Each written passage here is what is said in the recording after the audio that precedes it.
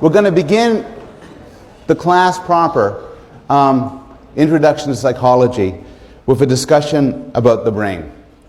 And in particular, I want to lead off the class with an idea that the Nobel Prize-winning biologist Francis Crick described as the astonishing hypothesis. And the astonishing hypothesis is summarized like this. As he writes, the astonishing hypothesis is that you, your joys and your sorrows, your memories and your ambitions, your sense of personal identity and free will, are in fact no more than the behavior of a vast assembly of nerve cells and their associated molecules. As Lewis Carroll's Alice might have phrased it, you're nothing but a pack of neurons. It is fair to describe this as astonishing. It is an odd and unnatural view. And I don't actually expect people to believe it at first. It's an open question whether you'll believe it when this class comes to an end. But I'd be surprised if many of you believe it now. Most people don't. Most people, in fact, hold a different view. Most people are dualists. Now, dualism is a very different doctrine. It's a doctrine that can be found in every religion and in most philosophical systems throughout history. It was very explicit in Plato, for instance. But the most articulate and well-known defender of dualism is the philosopher René Descartes. And René Descartes explicitly asked the question, are humans merely physical machines? Merely physical things? And he answered no. He agreed that animals are machines. In fact, he called them beast machines and said animals, non-human animals, are merely robots. But people are different. There's a duality of people. Like animals, we possess physical, material bodies. But unlike animals, what we are is not physical. We are immaterial souls that possess physical bodies, that have physical bodies, that reside in physical bodies, that connect to physical bodies. So this is known as dualism because the claim is, for humans at least, there are two separate things. There's our material bodies and there's our immaterial minds. Now, Descartes made two arguments for dualism. One argument involved observations about human action. So Descartes lived in a fairly sophisticated time, and his time did have robots. These were not electrical robots, of course. They were robots powered by hydraulics.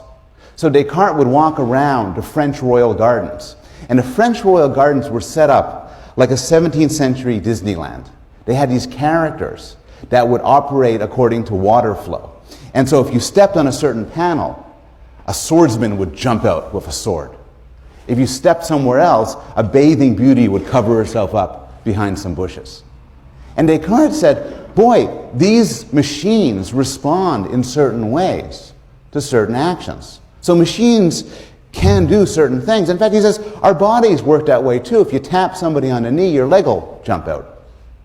Well, maybe that's all we are. But Descartes said that can't be, because there are things that humans do that no machine could ever do. Humans are not limited to reflexive action. Rather, humans are capable of coordinated, creative, spontaneous things. We can use language, for instance. And sometimes my use of language, it can be reflexive. Somebody says, how are you? And I say, I am fine, how are you? But sometimes I could say what I choose to be. How are you? Pretty damn good. I can just choose. And machines, Descartes argued, are incapable of that sort of choice. Hence, we are not mere machines. The second argument is, of course, quite famous. And this was the method, this he came to using the method of doubt. So he started asking himself the question, what can I be sure of? And he said, well, I believe there's a God, but honestly, I can't be sure there's a God. I believe I live in a rich country, but maybe I've been fooled. He even said, I believe I have had friends and family, but maybe I am being tricked. Maybe an evil demon, for instance, has tricked me, has deluded me into thinking I have experiences that aren't real. And of course, the modern version of this is the Matrix. The matrix is explicitly built upon Cartesian Descartes' worries about an evil demon. Maybe everything you're now experiencing is not real, but rather is a product of some other, perhaps malevolent creature. Descartes similarly could doubt he has a body. In fact, he noticed that madmen sometimes believe they have extra limbs, or they believe they're of different sizes and shapes than they really are. And Descartes said, how do I know I'm not crazy? I mean, crazy people don't think they're crazy, so the fact I don't think I'm crazy doesn't mean I'm not crazy. How do I know, Descartes said, I'm not dreaming right now? But there is one thing, Descartes concluded, that he cannot doubt. And the answer is he cannot doubt that he is himself thinking. That would be self-refuting.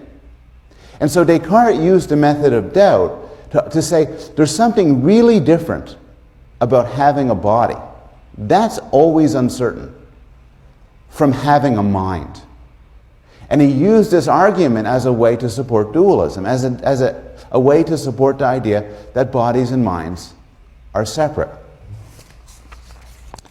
And so he concluded, I knew that I was a substance, the whole essence or nature of which is to think, and that for its existence there is no need of any place, nor does it depend on any material thing. That is to say, the soul by which I am, what I am, is entirely distinct from body. Now, I said before that this is common sense, and I want to illustrate the common sense nature of this in a few ways. One thing is, our dualism is enmeshed in our language. So we have a certain mode of talking about things that we own, or things that are close to us. My arm, my heart, my child, my car. But we also extend that to my body and my brain. We talk about owning our brains as if we're somehow separate from them. Our dualism shows up in intuitions about personal identity. And what this means is that common sense tells us that somebody can be the same person even if their body undergoes radical and profound changes. The best examples of this are fictional. So we have no problem understanding a movie where somebody goes to sleep as a teenager and wakes up as Jennifer Garner, as an older person. Now nobody says, oh, that's a documentary, I believe that thoroughly true. But at the same time, nobody, no adult, no teenager, no child ever leaves and says, I'm totally conceptually confused. Rather, we follow the story. We can also follow stories which involve more profound transformations, as when a man dies and is reborn into the body of a child. Now, you might have different views people around this room will have different views as to whether reincarnation really exists. But we can imagine it. We can imagine a person dying and then re-emerging in another body. This is not Hollywood invention. One of the great short stories of the last century begins with the sentence by Franz Kafka. As Gregor Samsa woke one morning from uneasy dreams, he found himself transformed in his bed into a gigantic insect. And again, Kafka invites us to imagine waking up into a body of a cockroach. And we can. This is also not modern. Hundreds of years before the birth of Christ, Homer described the fate of the companions of Odysseus who were transformed by a witch into pigs. Actually, that's not quite right. She didn't turn the men into pigs. She did something worse. She stuck them in the bodies of pigs. They had the head and voice and bristles and body of swine, but their minds remained unchanged as before. So they were penned there weeping. And we are invited to imagine the fate of, again, finding ourselves in the bodies of other creatures. And if you can imagine this is because you are imagining what you are as separate from the body that you reside in.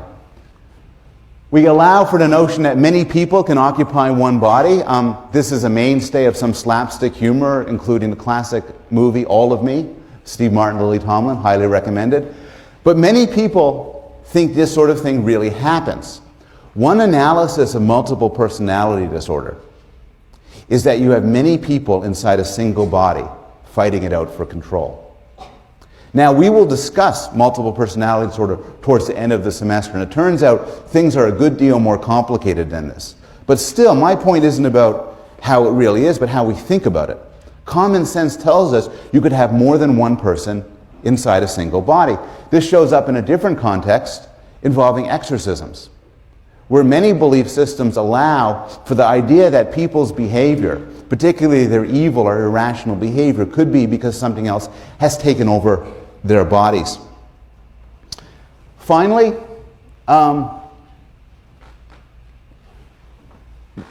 most people around the world, all religions, and most people in most countries at most times, believe that people can survive the destruction of their bodies.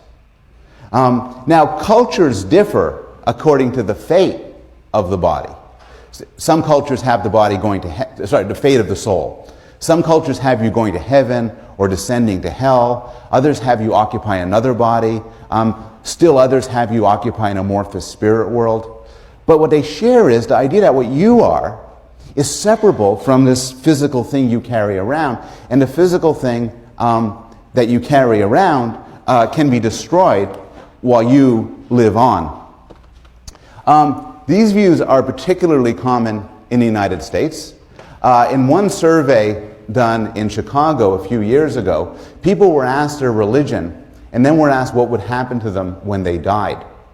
Most people in the sample were Christian, and about 96% of Christians said, when I die, I'm going to go to heaven. Some of the sample was Jewish. Now, Judaism is actually a religion with a less than clear story about the afterlife. Still, most of the subjects who identify themselves as Jewish said when they die, they will go to heaven. Some of the sample denied having any religion at all, said they have no religion at all. Still, when these people were asked what would happen when they would die, most of them answered, I'm going to go to heaven. So, dualism is a mesh. A lot rests on it. But as Crick points out, the scientific consensus now is that dualism is wrong. There is no you separable or separate from your body. In particular, there's no you separable from your brain. To put it the way cognitive scientists and psychologists and neuroscientists like to put it, the mind is what the brain does. The mind reflects the workings of the brain, just like computation reflects the working of a computer. Now, why would you hold such an outrageous view? Why would you reject dualism in favor of this alternative? Well, a few reasons. One reason is dualism has always had its problems. For one thing, it's a profoundly unscientific doctrine. We want to know, as curious people, how children learn language, what we find attractive or unattractive, what's the basis for mental illness. And dualism simply says it's all non-physical, it's part of the ether, and hence fails to explain it. More specifically, dualists like Descartes struggle to explain how a physical body connects to an immaterial soul. What's the conduit? How could this connection be made? After all, Descartes knew full well that there is such a connection. Your body obeys your commands. If you bang your toe, stub your toe, you feel pain. If you drink alcohol, it affects your reasoning. But he could only wave his hands as to how this physical thing in the world could connect to an immaterial mind. Descartes, when he was alive, was reasonable enough concluding that physical objects cannot do certain things. He was reasonable enough in concluding, for instance, as he did, that there's no way a merely physical object could ever play a game of chess. Because, such a capacity is beyond the capacity of the physical world, and hence you have to extend the explanation to an immaterial soul. But now we know, we have what scientists call an existence proof. We know physical objects can do complicated and interesting things. We know, for instance, machines can play chess. We know machines can manipulate symbols. We know machines have limited capacities to engage in mathematical and logical reasoning, to recognize things, to do various forms of computations. And this makes it at least possible that we are such machines. So you can no longer say, look, physical things just can't do that, because we know physical things can do a lot. And this opens up the possibility that humans are physical things, in particular, that humans are brains. Finally, there's strong evidence that the brain is involved in mental life. Somebody who held a dualist view that said that what we do and what we decide and what we think and what we want have nothing to do with the physical world would be embarrassed by the fact that the brain seems to correspond in intricate and elaborate ways to our mental life. Now this has been known for a long time. Philosophers and psychologists knew for a long time that getting smacked in the head could change your mental faculties, that diseases like syphilis could make you deranged, that chemicals like caffeine and alcohol can affect how you think. But what's new is we can now in different ways see the direct effects of mental life. Somebody with a severe and profound loss of mental faculties, the deficit will be shown correspondingly in her brain. Studies using imaging techniques like CAT scans, PET, and fMRI illustrate that different parts of the brain are active during different parts of mental life. For instance, the difference between seeing words, hearing words, reading words, and generating words can correspond to different aspects of what part of your brain is active. To some extent, if we put you in an fMRI scanner and observe what you're doing in real time, by looking at the activity patterns in your brain, we can tell whether you're thinking about music or thinking about sex. To some extent, we can tell whether you're solving a moral dilemma versus something else. And this is no surprise if what we are is the workings of our physical brains. But it is extremely difficult to explain if one is a dualist. Now, so what you have is the scientific consensus is that all of mental life, including consciousness and emotions and choice and morality, are the products of brain activities. So you would expect that when you rip open the skull and look at the brain, you'd see something glorious. You'd see, like, I don't know, a big shiny thing with glass tubes and blinding lights and sparks and wonderful colors. And actually, though, the brain is just disgusting. It looks like an old meatloaf. It's gray when you take it out of the head. It's called gray matter. But that's just because it's out of the head. Inside the head, it's bright red because it's pulsing with blood. It doesn't even taste good. Well, has anybody here ever eaten brain? I mean, it's good with cream sauce, but everything's good with cream sauce. So the question is, how can something like this give rise to us? And I mean, you have to have some sympathy for Descartes. There's another argument Descartes could have made that's a lot less subtle than the ones he did make, which is that thing responsible for free will and love and consciousness, ridiculous. What I want to do, and what the goal of neuroscience is to make it less ridiculous. To try to explain how the brain works, how the brain can give rise to thought. And what I want to do today is take a first stab at this question. But it's something we'll continue to discuss throughout the course as we talk about different aspects of mental life. What I want to do, though, now is provide a big picture. So what I want to do is start off small, with the smallest interesting part of the brain, and then get bigger and bigger and bigger. Talk about how the small part of the brain, the neurons, the basic building blocks of thought, combine to other mental structures, and then to different subparts of the brain, and finally to the whole thing. So, one of the discoveries of psychology is that the basic unit of the brain appears to be the neuron. The neuron is a specific sort of cell. And the neuron has three major parts, as you could see illustrated here. Neurons actually look quite different from one another, but this is a typical one. There are the dendrites, these little tentacles here. And the dendrites get signals from other neurons. Now these signals can be either excitatory, which is that they raise the likelihood the neuron will fire, or inhibitory, in that they lower the likelihood that the neuron will fire. The cell body sums it up, and you could view it arithmetically. The excitatory signals are pluses, the inhibitory ones are minuses, and then if you get a certain number, plus 60 or something, the neuron will fire. And it fires along the axon, the thing to the right. The axon is much longer than the dendrites. And in fact, some axons are many feet long. There's an axon leading from your spinal cord to your big toe, for instance. It is so shocking the lights go out. Surrounding, to complete a mechanical metaphor that would have led Descartes to despair, thank you, Colleen, surrounding the axon is a myelin sheath, which is actually just insulation. It helps the firing work quicker. So here are some facts about neurons.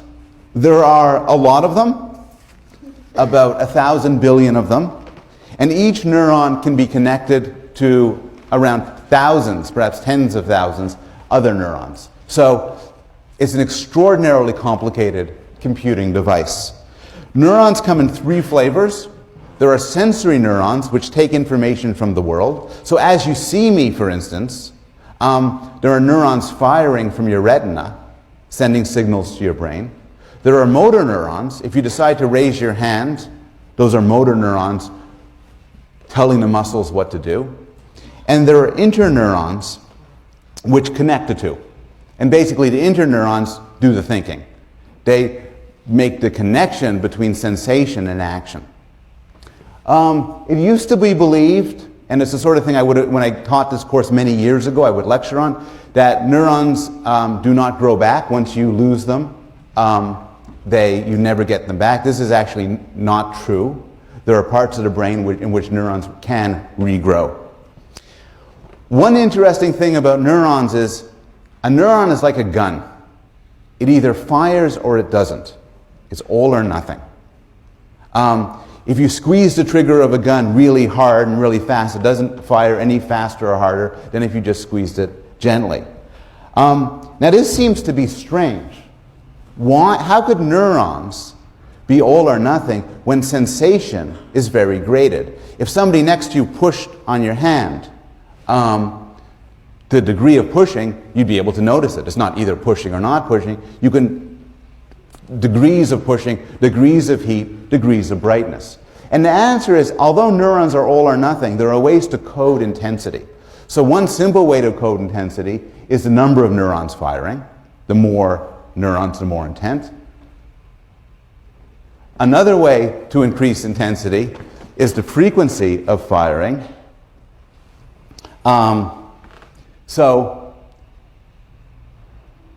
I'll just use those two. The first one is the number of neurons firing. The second one is the frequency of firing. In that something is more intense if it's bang, bang, bang, bang, bang, bang, bang, than bang, bang, bang.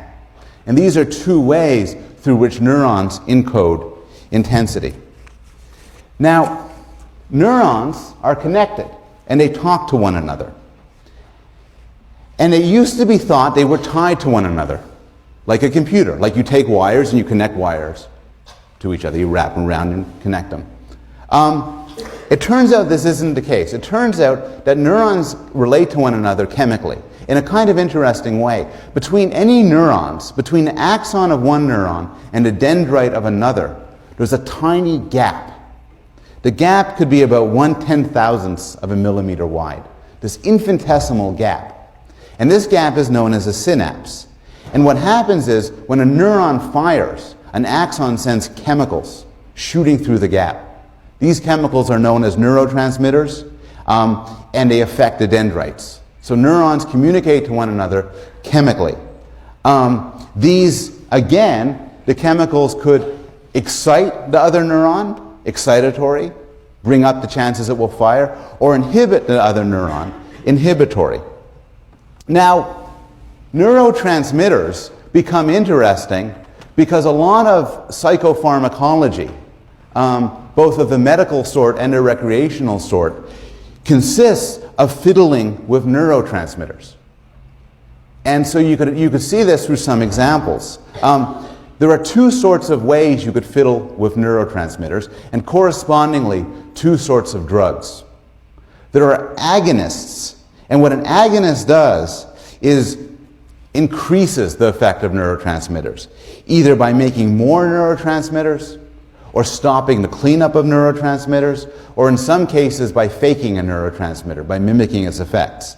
Then there are antagonists that slow down the amount of neurotransmitters, either because they destroy neurotransmitters, or they make it hard to create more, or in some cases they go to the dendrite of the neuron and they kind of put a paste over it so that the neurotransmitters can't connect. And it's through these clever ways that neurons can affect your mental life. So for instance, there is a drug known as curare. And curare is an antagonist. It's a very particular sort of antagonist. It blocks motor neurons from affecting muscle fibers. What this does then is it paralyzes you. Because your motor neurons, you send the command to your arm to lift up, it doesn't work. You send your command to your leg to move, it doesn't work. The motor neurons are deactivated. And then, because the way you breathe is through motor neurons, you then die.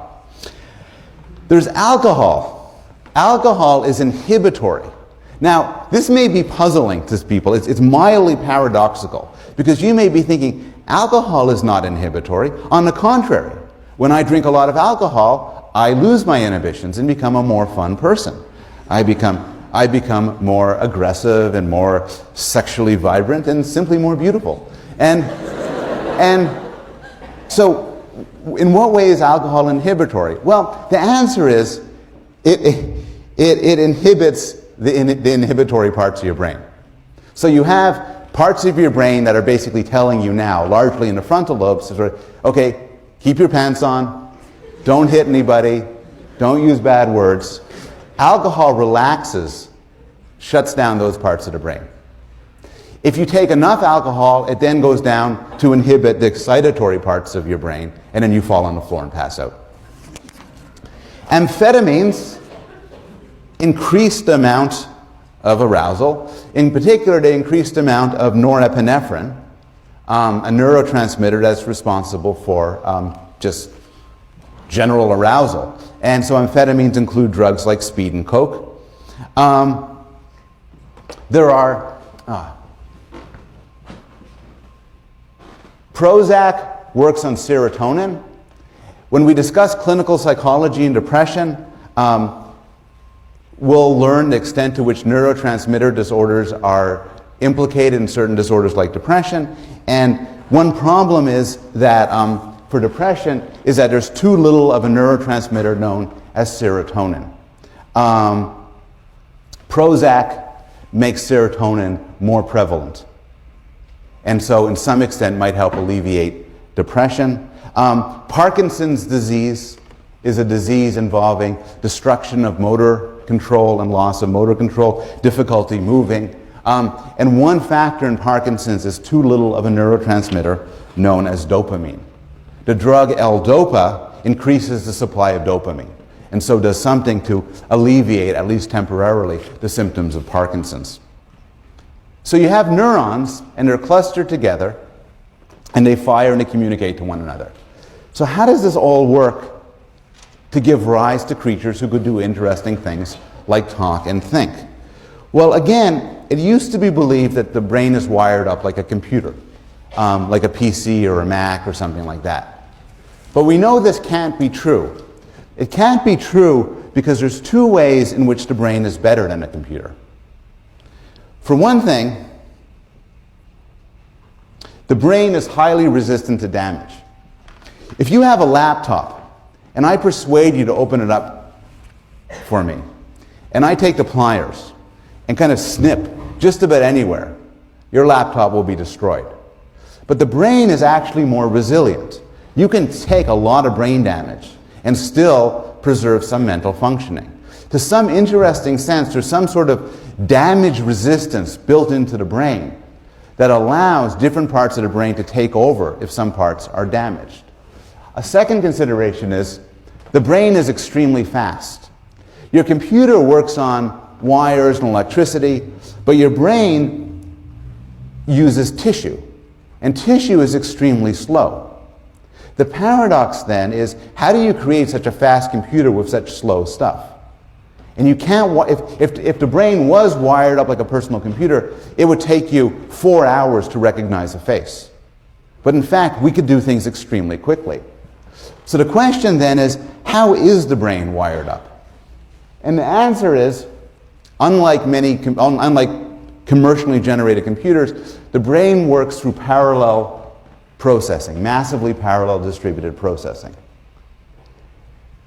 There's a whole lot of research, and this is research, some of which takes place outside psychology departments and in engineering departments and computer science departments, trying to figure out how a computer can do the same things brains can do. And one way people do this is they take a hint from nature and they try to construct massively distributed networks to do aspects of reasoning. So there's a very simple computational network that is interesting because it kind of looks to some extent like the way neurons look, and this is often known as neural networks. And people who study this often claim to be studying neural network modeling, to try to build smart machines by modeling them after brains. And in the last 20 years or so, this has been a huge and vibrant area of study, where people are trying to wire up machines that can do brain-like things from components that look a lot like neurons and are wired up together as neurons are. One consideration in all of this is that this is a very young field and nobody knows how to do it yet. There is no machine yet that can recognize faces or understand sentences at the level of a 2-year-old human. There is no machine yet that can do just about anything people can do in an interesting way. And this is in part because the human brain is wired up in an extraordinarily more complicated way than any sort of simple neural network. This is a sort of schematic diagram, you're not responsible for this, of parts of the visual cortex. And the thing to realize about this is it's extraordinarily simplified. So the brain is a complicated system. Now, so we've talked a little bit about the basic building blocks of the brain, neurons. We've then talked about how neurons can communicate to one another, then turned to how neurons are wired up together. Now let's talk a little bit about different parts of the brain. Now, there's some things you don't actually need your brain to do. The study of what you don't need your brain to do has often drawn upon this weird methodology where this was actually done in France a lot, where they would decapitate people. And when after they decapitated people, psychologists would rush to the body of the headless person and sort of just test out reflexes and stuff like that. It's kind of gruesome. But we know there are some things you don't need your brain for. You don't need your brain for newborn sucking, limb flexation and withdrawal from pain. Your limb will pull back even if your head is gone. Erection of the penis can be done without a brain. Vomiting, also done without a brain. Here, I need a volunteer. Very simple. This will not involve any of the above. Could you stand up? Just, okay. This is a new shirt, so I want to stay away. If you hold out your hand, and one hand flat, excellent. That's the textbook, 5th edition. Now, perfect. What you'll notice is, thank you very much. What you'll notice is this hit and this hand went back up. This is something automatic, instinctive, and does not require your brain. So your brain isn't needed for everything. What does your brain do? Well, some things that your brain does involve very low-level internal structures. And these are called subcortical structures because they're below the cortex. They're underneath the cortex. So for instance, what we have here is a diagram of the brain. The way to read this diagram is, it's as if it were my brain, I'm facing this way. My head gets cut in half, down here. And then you can see the brain. So this is the front over here, that's the back. Some key parts are illustrated here. The medulla, for instance, is responsible for heart rate and respiration. It's very deep within the brain, and if it gets damaged, you're likely to die. The cerebellum is responsible for body balance and muscular coordination. And to give you, again, a feeling for the complexity of these systems, the cerebellum contains approximately 30 billion neurons. The hypothalamus is responsible here for feeding, hunger, thirst, and to some extent, sleep. And here's the same brain parts in close-up. Now, all of these parts of the brains are essential, and many of them are implicated in interesting psychological processes, but where the action is the cortex. Isn't this beautiful? The cortex is the outer layer, and the outer layer is all crumpled up. You ever wonder why your brain looks wrinkled? That's because it's all crumpled. If you took out somebody's cortex and flattened it out, it would be about 2 feet square, sort of like like a rug. And the cortex is where all the neat stuff takes place. Fish don't have any of it, so no offense to fish, but I think fish don't have much of a mental life. Reptiles and birds have a little bit of it, and primates have a lot, and humans have a real lot. 80% of the volume of our brain is cortex. And the cortex can be broken up into different parts, or lobes. There is and again, this is facing in profile forward. There is the frontal lobe, easy to remember, it's part in front. The parietal lobe, the occipital lobe, and the temporal lobe. And one theme we're going to return to is, this is half the brain. This is in fact the left half of the brain. On the other half, the right half, everything's duplicated with some slight and subtle differences. What's really weird, one really weird finding about these lobes is that they include topological maps. They include maps of your body. Here's a cartoon which actually illustrates a classic experiment by some physiologists who, for some reason, had a dog's brain opened up and started shocking different parts of the brain. You could do brain surgery while fully conscious because the brain itself has no sense organs to it. And it turns out that the dog, when they zap part of its brain, its leg would kick up. And it took Dr. Penfield at McGill University to do the same thing with people. So they were doing some brain surgery. He had a little electrical thing just on. I don't know how he got to do this. He started zapping it, and boom, the person's parts of their body would move. More than that, when he zapped other parts of the brain, people would claim to see colors. And he zapped other parts of the brain, people would claim to hear sounds. And other parts of the brain, people would claim to experience touch. And through his research and other research, it was found that there are maps in the brain of the body. There is a map in the motor part of the brain, the motor cortex, of the sort up on the left, and the sensory cortex of the sort that you could see on the right. And you could tell what's what by opening up the brain and shocking different parts, and those parts will correspond to the parts of the body shown in the diagram there. Now, 2 things to notice about these maps.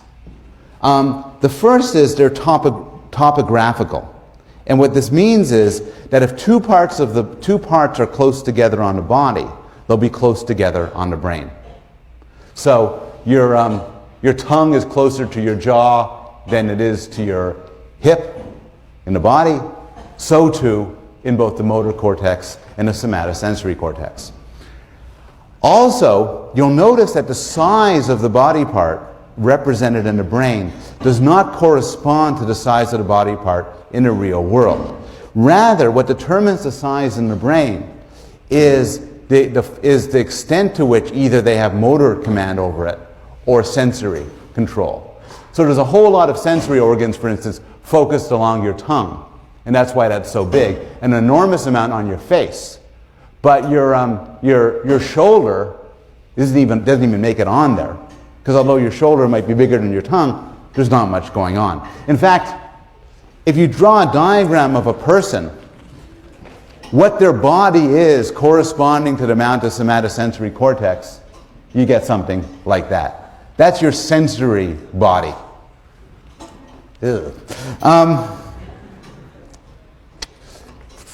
Now, so you have these maps in your head. But the thing to realize is, and these maps are part of your cortex, but the things to realize is that's an important part of what goes on in your brain. But less than 1/4 of the cortex contains these maps or projection areas. The rest is involved in language and reasoning and moral thought and so on. And in fact, the proportion, as you go from rat, cat, monkey, humans, less and less of it is devoted to projection areas and more to other things. So, how do we figure out what the other parts of the brain do? Well, there's all sorts of methods. Typically, these are recent imaging methods like CAT scan and PET scan and fMRI, which, as I said before, show parts of your brain at work. If you want to know which part of your brain is responsible for language, you could put somebody into a scanner and have them exposed to language or do a linguistic task or talk or something, and then see what parts of their brain are active. Another way to explore what the brain does is to consider what happens to people when very bad things happen to their brain. And these bad things could happen through lesions, through tumors, through strokes, through injury. For the most part, neuropsychologists don't like helmet laws. Neuropsychologists love when motorcyclists drive without helmets because through their horrible accidents, we gain great insights into how the brain works. And the logic is, if you find somebody, crudely, if you find somebody with damage to this part of the brain, right here, and that person can't recognize faces, for instance, there's some reason to believe that this part of the brain is related to face recognition. And so through the study of brain damage and the study of we can gain some understanding of what different parts of the brain do. And so people study brain damage that implicates motor control, such as apraxia. And what's interesting about apraxia is it's not paralysis. Somebody with apraxia can do simple movements just fine, but they can't coordinate their movements. They can't do something like wave goodbye or light a cigarette. There's agnosia. And agnosia is a disorder which isn't blindness, because the person could still see perfectly well. Their eyes are intact. But rather, what happens in agnosia is they lose the ability to recognize certain things. Sometimes this is described as psychic blindness. And so they may get visual agnosia and lose the ability to recognize objects. They may get prosopagnosia and lose the ability to recognize faces. There are disorders of sensory neglect, some famous disorders. Again, it's not paralysis, it's not blindness, but due to certain parts of damaged parts of your brain, you might lose, for instance, the idea that there's a left side of your body or a left side of the world. And these cases are so interesting, I want to devote some chunk to a class in the next few weeks to discussing them. There are disorders of language, like aphasia. The classic case was discovered by Paul Broca in 1861, a patient who had damage to part of his brain and can only say one word, tan. And the person would say, tan, tan, tan, tan. And everything else was gone. There's other disorders of language, such as receptive aphasia, where the person could speak very fluently, but the words don't make any sense, and they can't understand anybody else. Other disorders that we'll discuss later on include acquired psychopathy, where damage to parts of your brain, particularly related to the frontal lobes, rob you of the ability to tell right from wrong. I want to end. We're talking about neurons, connections between neurons, how neurons are wired up, the parts of the brain, what the different parts do. I want to end by talking about the two halves of the brain and ask the question, how many minds do you have? Now, if you look at the brain, if you took the brain out and held it up, it would look pretty symmetrical. But it actually is not. There are actual differences between the right hemisphere and the left hemisphere. How many people here are right-handed? How many people here are left-handed? How many people here are sort of complicated? Ambidextrous, don't know, bit of the right, bit of left. People. Okay. Those of you who are right-handed, which comprises about 9 out of 10 people, have language in your left hemisphere. And in fact, we're going to be talking about right-handed people for the most part, making generalizations in what I'll talk about now.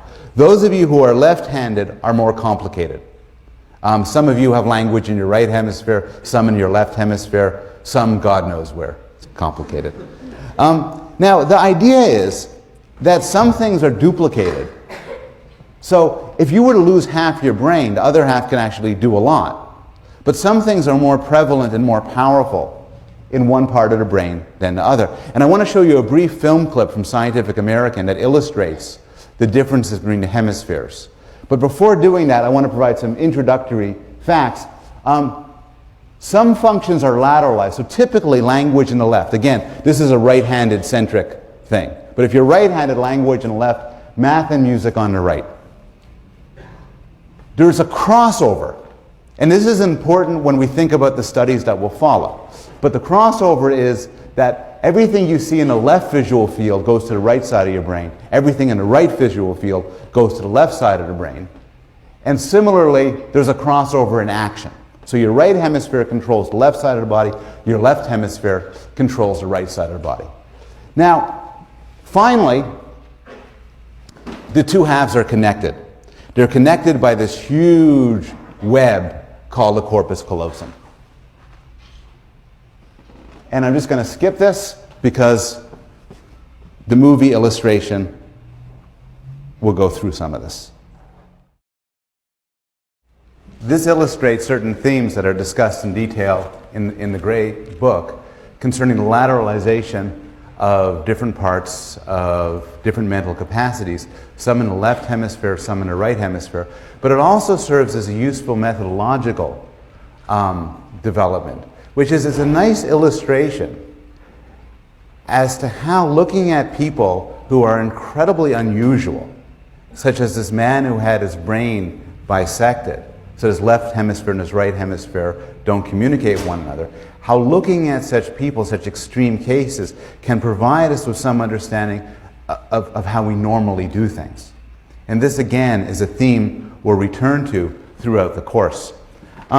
This is generally the general introduction of the brain that I wanted to provide, giving the framework for what I'll be talking about later on throughout the course, so that I might later on make reference to neurons or neurotransmitters or the cortex or the left hemisphere, and you'll sort of have the background to understand what I'm talking about. But I want to end this first real class with a bit of humility as to what psychologists know and don't know. So the idea behind a lot of psychology, particularly a lot of neuroscience and cognitive psychology, is to treat the mind as an information processor, as an elaborate computer. And so we study different problems like recognizing faces or language or motor control or logic. The strategy then often is to figure out what sort of program can solve these problems. And then we go on to ask, how could this program be instantiated in a physical brain? So we study people much as we'd study a computer from an alien planet or something. And I think this strategy is one I'm very enthusiastic about. But there still remains what's sometimes called the hard problem of consciousness. And this involves subjective experience. What's it like? So my computer can play chess. My computer can recognize numbers. It can do math. And maybe it does it kind of the same way that I do it. But my computer doesn't have feelings in the same sense. These are two classic illustrations. This is from a very old Star Trek episode. It illustrates angst. I think his starship's about to go into the sun or something. And that's my older kid, Max, who's happy. And so the question is, how does a thing like that give rise to consciousness and subjective experience? And this is a deep puzzle. And although some psychologists and philosophers think they've solved it, most of us are a lot more skeptical. Most of us think we have so far to go before we can answer questions like Huxley's question. Huxley points out how it is that anything so remarkable as a state of consciousness comes about as a result of irritating nervous tissue is just as unaccountable as the appearance of the djinn, of the genie, when Aladdin rubs his lamp. It seems like magic that a fleshy lump of gray, disgusting meat can give rise to these feelings.